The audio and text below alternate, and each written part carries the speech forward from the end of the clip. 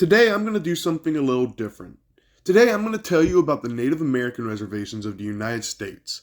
Reservations are the land allocated to Native Americans following the displacement of these peoples by American expansionism.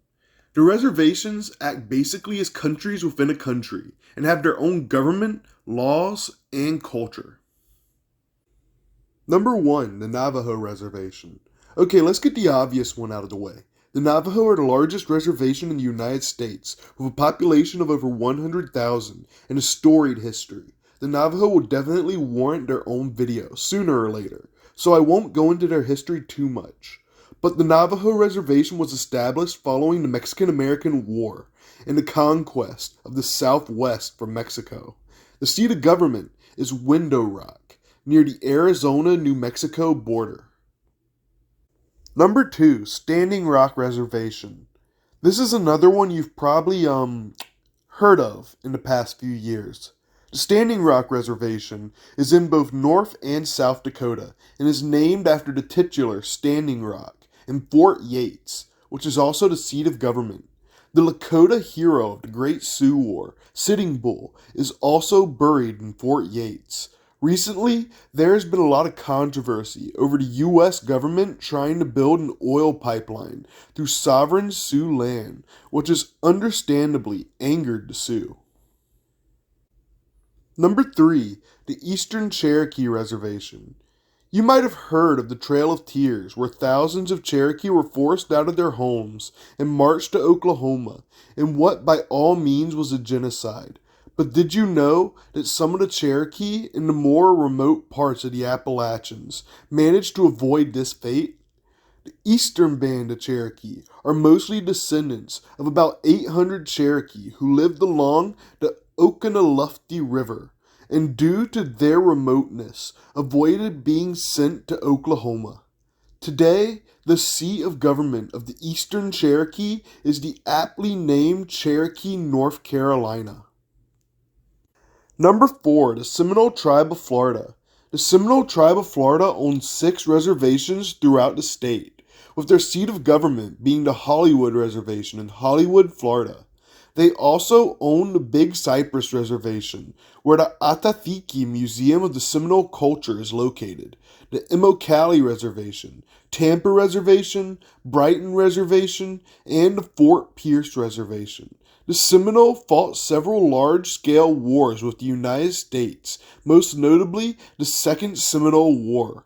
Many Seminole flatly refused to go to Oklahoma and fled into the Everglades to flee the U.S. government. Many of the Florida reservations were not established until the early 20th century. Many thrived in this isolation and did not want to move to the new reservations, but the land booms and draining of the wetlands drove many Seminole to what are now 6 reservations. Number 5, the Wind River Reservation. The Wind River Reservation is in the state of Wyoming and is shared between the Shoshone and Northern Arapaho. The seat of government is the town of Fort Washakie, which was established in 1869 as the U.S. Army post. The reservation was initially established in 1868 and was initially a Shoshone reservation until the United States vs. Shoshone Tribe Supreme Court case of 1938 gave the Arapaho claim to the land as well. Fort Washakie is the site of Sacagawea, the guide on the Lewis and Clark expeditions, gravesite, with her son, Jean-Baptiste Charbonneau, having a gravesite beside her, but being buried in Danner, Oregon. Number 6, the Blackfeet Nation. The Blackfeet Nation is in Montana, east of Glacier National Park. The seat of government is the town of Browning, and the reservation was established in 1896. The Blackfeet once controlled territory extending into Glacier National Park and Lewis and Clark National Forest, and since the establishment of their reservation excluded these lands, they have fought to protect the region from drilling, especially in the region known as Badger II Medicine Area, which is sacred to the Blackfoot. Number 7, the St. Regis Mohawk. The St. Regis Mohawk, Akwesasne Mohawk, are located in Franklin County, New York. adjacent to the Canadian border. The seat of government is the town of Akwesasne, New York. The Akwesasne Mohawk Reserve of Ontario is directly across the border in Canada. The town of Akwesasne, called St. Regis by French Jesuit missionaries, was founded in 1755 by several Catholic Iroquois families, mainly Mohawk, coming from the mission village of Caughnawaga, Quebec, now called Kahnawake. Jesuit missionaries came with the Mohawk. The reservation was established in 1796, and Mohawk in the reservation were allowed free passage between the U.S. and Canada. Number 8. The Leech Lake Reservation. The Leech Lake Reservation is in central northern Minnesota and is occupied by the Ojibwe, one of the 6 nations of the Minnesota Chippewa tribe, organized in 1934. The seat of government is the town of Cass Lake.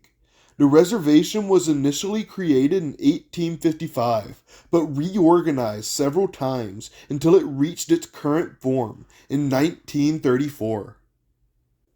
Number 9. The Osage Nation. Can't do a video on Native American reservations without going to Oklahoma. The Osage initially lived in Ohio, but were driven west due to Iroquois invasions during the Beaver Wars. The name Osage actually comes from the French, with the Osage referring to themselves as Wazaze, or mid-waters in their language. In the early 1800s, the Osage controlled parts of Missouri, Oklahoma, Arkansas, and Kansas, but the U.S. government forced the Osage onto a reservation in Indian Territory, modern Oklahoma. In the early 1900s, oil was discovered on Osage land, which led to what is known as the Reign of Terror in the 1920s, where murder and fraud was common in an attempt to take Osage wealth by the American settlers. The seat of government is the city of Pawhuska, which is famous for its Osage cultural offerings. And number 10, Acoma Pueblo. Acoma Reservation is in New Mexico and is occupied by the Acoma people. Acoma Pueblo is very interesting because it is one of, if not the, oldest continuously inhabited place in the United States. The Acoma are descended from the Anasazi, or ancestral Puebloans, with Acoma developing around 1200 AD, with the Acoma themselves placing the development closer to 1000 AD. However, buildings at the site have been dated to around 1140. Acoma is first mentioned in 1539 by survivors of the Narvaez expedition who had traversed the southwest. The Acoma have a long and storied history with the Spanish that I will eventually do a video on also, as the topic fascinates me. Acoma was created into a reservation in 1924 with the passing of the Pueblo Lands Act. I hope this video gave you an idea of just how diverse the many countries that are in the United States are. If this video does well, I might make another talking about 10 more reservations throughout the United States. Thanks for watching.